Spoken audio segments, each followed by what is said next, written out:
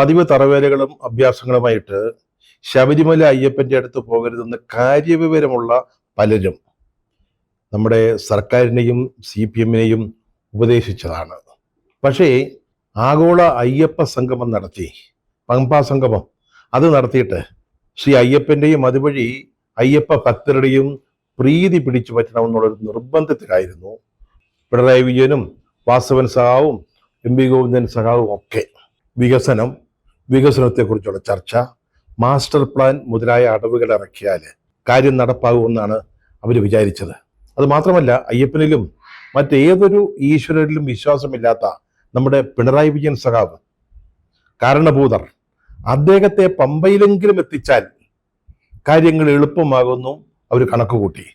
എന്ന് വെച്ചാൽ അവർ പലരും വിചാരിച്ചത് നമ്മുടെ അയ്യപ്പ ഭഗവാൻ പിണറായി വിജയൻ ഒന്ന് കാണാൻ വേണ്ടി കാത്തിരിക്കുകയാണെന്നാ. അങ്ങനെയാണ് പലരും പോയി അദ്ദേഹത്തോട് പറഞ്ഞത്. ഇതാ അദ്ദേഹം പമ്പ വരെ എത്തുന്നു, അയ്യപ്പൻ അദ്ദേഹത്തെ കാണുന്നു, അയ്യപ്പൻ സംപ്രീതനാകുന്നു, മാർക്സിസ്റ്റ് പാർട്ടിയുടെ കൂടെ അയ്യപ്പൻ നിൽക്കുന്നു എന്നൊക്കെയാണ് ഇവർ കണക്ക് കൂട്ടിയത്.